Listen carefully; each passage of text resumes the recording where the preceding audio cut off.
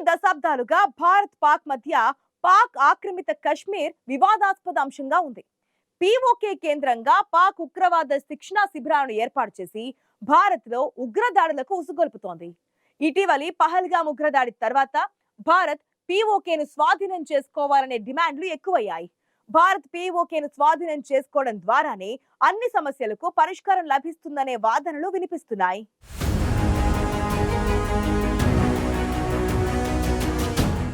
గత కొన్ని దశాబ్దాలుగా పాక్ ఆక్రమిత కశ్మీర్ అంశంపై భారత్ పాక్ మధ్య వివాదం కొనసాగుతోంది. పీఓకే విషయంలో ఇరు దేశాల మధ్య ఉద్రిక్తతలు నెలకొన్నాయి. ప్రస్తుతం పీఓకే ఉగ్రవాదులకు అడ్డాగా మారింది. పీఓకే కేంద్రంగా ఉగ్రవాద శిక్షణ శిబిరాలు నిర్వహిస్తోంది పాక్ మద్దతుతో పీఓకేలో ఉగ్రవాదుల స్థావరాలను ఏర్పరచుకుని భారత్ అంతర్గత బాహ్య భద్రతకు విఘాతం కలిగిస్తూ అనేక మంది అమాయక ప్రజల ప్రాణాలను బలి తీసుకున్నారు. కశ్మీర్లోని కొంత భూభాగాన్ని పాక్ ఆక్రమించుకోవడంతో దాన్ని పాక్ ఆక్రమిత కశ్మీర్ అని పిలుస్తున్నారు. ప్రస్తుతం భారత్ పాక్ మధ్య ఉద్రిక్తతల నేపథ్యంలో పాక్ ఆక్రమిత కశ్మీర్ను భారత్ స్వాధీనం చేసుకుంటేనే ఈ సమస్యకు పరిష్కారం లభిస్తుందనే అభిప్రాయాలు వ్యక్తమవుతున్నాయి. ప్రపంచంలోని ఏ దేశంలో ఉగ్రదాడులు జరిగినా దాని మూలాలు పాకిస్తాన్లోనే ఉంటాయని ఆయా దేశాలు భావిస్తాయి. పాకిస్తాన్ ప్రభుత్వం, సైనిక సంస్థలు, ఇంటర్ సర్వీస్ ఇంటెలిజెన్స్ ఇస్లామిక్ టెర్రరిజాన్ని తీవ్ర స్థాయిలో ప్రోత్సహిస్తోంది. అందుకే పాక్ను అమెరికా, లండన్, యూరోపియన్ యూనియన్ ప్లేట్ స్పాన్సర్ టెర్రరిజం దేశంగా ప్రకటించాయి. ప్రపంచ దేశాలు తమను దోషిగా చూస్తున్నాయని భావించిన పాక్ ఉగ్రవాద శిక్షణ శిబిరాలు, స్థావరాలకు వివాదాస్పద ప్రాంతమైన పాక్ ఆక్రమిత కశ్మీర్ కేంద్రంగా చేసుకుంది. పీఓకే కేంద్రంగా ఉగ్రవాదులు దాడులకు పాల్పడడం, పాక్ సైన్యం భారత సరిహద్దుల్లో కవ్వింపు చర్యలకు పాల్పడడం పరిపాటిగా మారింది. అంతేకాదు భారత్లో ఉగ్రదాడులను ఉసిగొల్పుతోంది పాక్. భారత్ ఉగ్రవాదంపై పోరు చేస్తే భారత్పై పాక్ తమ సైన్యంతో దాడులు చేస్తోంది.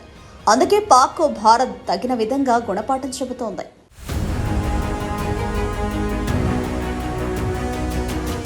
పాక్ ఆక్రమిత కశ్మీర్ ప్రాంతం మంచుతో కప్పిన హిమాలయ పర్వతాలతో కూడుకుని ఉంటుంది.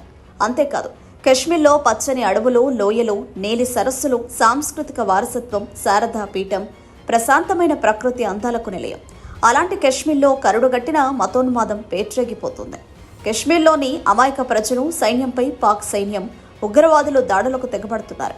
పీఓకే కేంద్రంగా కరుడుగట్టిన ఇస్లామిక్ టెర్రరిస్టు సంస్థలైన Lashkare Taiba, Jaishe Mohammed, Haqqani network, Tehreek Taliban Pakistan, Hizbul Mujahideen, the resistant front వంటి ఉగ్రవాద సంస్థల వ్యవస్థాపకులు మసూద్ అజార్, హఫీజ్ సయీద్ కశ్మీర్ నుంచే ఎన్నో దాడులకు కుట్రపన్నాడు. 1947లో భారత్ విభజన సమయంలో దేశంలోని సంస్థానాలు భారత్ పాక్లలో ఏదో ఒక దానిలో విలీనం కావడం లేదా స్వతంత్రంగా ఉండడమా అనే నిర్ణయం తీసుకోవాలని బ్రిటిష్ వారు సంస్థానాలకు సూచించారు. దీంతో జమ్మూ కాశ్మీర్ మహారాజా హరిసింగ్ మాత్రం స్వతంత్రంగా ఉండాలని నిర్ణయించుకున్నారు. కానీ జమ్మూ ప్రావిన్స్లోని రావల్పిండి సరిహద్దు పూంచ్లో అధికంగా ఉన్న ముస్లిం తెగలు మహారాజా పాలనకు వ్యతిరేకంగా తిరుగుబాటు చేయగా వారి ధాటికి తట్టుకోలేక ఆయన భారత్లో చేరాలని నిర్ణయించుకున్నారు హరిసింగ్. అందులో భాగంగానే తన రక్షణ, విదేశీ వ్యవహారాలు, కమ్యూనికేషన్ నియంత్రణ మొత్తం భారత ప్రభుత్వానికి అప్పగిస్తూ ఒక విలీన అంగీకార పత్రం ఇచ్చారు. దీంతో కశ్మీర్ మొత్తం భారత్లో అంతర్భాగమైంది.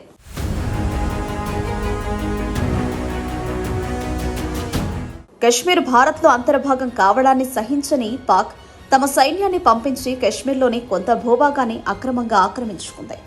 అదే పాక్ ఆక్రమిత కశ్మీర్. ఈ క్రమంలో 1947లో భారత్ పాక్ మధ్య యుద్ధం జరిగింది. పాక్ దురాక్రమణను భారత్ ప్రపంచ దేశాల ముందుంచింది. ఐక్యరాజ్య సమితిని ఆశ్రయించి శాంతియుతంగా ఈ వివాదాన్ని పరిష్కరించాలని కోరగా 1949తో కరాచీ ఒప్పందంతో ముగిసింది. అయితే పాక్ మళ్లీ ఒప్పందాన్ని ఉల్లంఘించి 1956లో గుజరాత్లోని రాణా ఆఫ్ కచ్పై జోక్యం, 1965లో మరోసారి జమ్మూ కాశ్మీర్లోని సైనిక స్థావరాలను లక్ష్యంగా చేసుకుని ఆపరేషన్ గ్రాండ్ స్లామ్ను చేపట్టింది. దీన్ని భారత సైన్యం ధీటుగా ఎదుర్కొంది. 1971లో బంగ్లా జాతీయులపై పాక్ దాడులు చేస్తుంటే భారత్ బంగ్లా ప్రజలకు మద్దతుగా నిలబడినందుకు మన దేశంపై పాక్ దాడి చేసింది. దీంతో పాక్ నుంచి వేరుపడిన బంగ్లాదేశ్ స్వతంత్ర రాజ్యంగా ప్రకటించుకుంది. దీంతో భారత్పై పాక్ మరింత ద్వేషాన్ని పెంచుకుంది. 1990లో జమ్మూ కాశ్మీర్లోని కార్గిల్లో వాస్తవాధీన రేఖ దాటి భారత సైన్యంపై పాక్ దాడి చేసింది. ఈ యుద్ధంలో భారత్ గెలిచింది. ఇలా కశ్మీర్ అంశంలో మొదలైన వివాదం అప్పటి నుంచి ఇప్పటికీ కొనసాగుతూనే ఉంది. భారత్కు పక్కలో బల్లెంలా తయారైన పాక్ సీమాంతర ఉగ్రవాదాన్ని ప్రోత్సహిస్తోంది. ఉగ్రవాదులకు ఆశ్రయం కల్పిస్తూ భారత్లో ఉగ్రదాడులకు ఉసిగొల్పుతోంది. భారత్ను నేరుగా ఢీకొట్టే దమ్ము లేక ఉగ్రవాదులతో దాడులు చేస్తూ దేశాన్ని అస్థిరపరిచే ప్రయత్నం చేస్తోంది వక్రబుద్ధిగల పాక్. ఇటీవల జమ్మూ కాశ్మీర్లోని పహల్గాంలో గల బైసరన్ లోయలో లష్కరే తోయిబా అనుబంధ సంస్థ ది రెసిస్టెంట్ ఫ్రంట్ 26 మంది పర్యాటకులను, మహిళలు, పిల్లలను విడదీసి పురుషులను మొత్తమడిగి మరీ విచక్షణారహితంగా కాల్పులు జరిపింది. ఈ దాడికి ప్రతిస్పందనగా భారత్ ఆపరేషన్ సింధూర్ పేరిట పాకిస్తాన్ ఉగ్రవాద శిబిరాలపై మిసైల్ దాడులకు పాల్పడింది. ఈ ఆపరేషన్లో భారత్ పైచేయి సాధించిన కాల్పుల విరమణతో ఆగిపోయింది. అందుకే ఆపరేషన్ సింధూర్ లక్ష్యంలో భాగంగా ఉగ్రవాదుల స్థావరాలను, ఉగ్రవాద అగ్ర నాయకత్వాన్ని తుదిముట్టించడంతో పాటు తీవ్రవాదులకు అడ్డాగా మారిన పీఓకే స్వాధీనం చేసుకోవాలనే డిమాండ్లు వినిపిస్తున్నాయి. భారత పార్లమెంట్ 1994లో పీఓకేను భారతదేశంలో భాగంగా ప్రకటించింది. దీని ద్వారా భారతదేశం అంతర్జాతీయ న్యాయానికి అనుగుణంగా వ్యవహరించవచ్చు.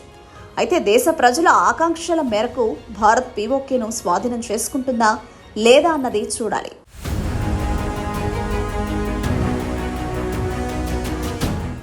కశ్మీర్లోని కొంత భాగాన్ని అక్రమంగా ఆక్రమించుకోవడమే కాకుండా పీఓకే కేంద్రంగా పాక్ ఉగ్రవాద శిక్షణా శిబిరాలను నిర్వహిస్తూ భారత్లో ఉగ్రదాడులను ఉసుగొల్పుతోంది. పహల్గామ్ ఉగ్రదాడి తర్వాత భారత్ ఉగ్రవాదులపై ఉక్కుపాదం మోపుతోంది. పీఓకేను భారత్ స్వాధీనం చేసుకోవడం ద్వారానే ఈ సమస్యలకు పరిష్కారం లభిస్తుందనే అభిప్రాయాలు వ్యక్తమవుతున్నాయి.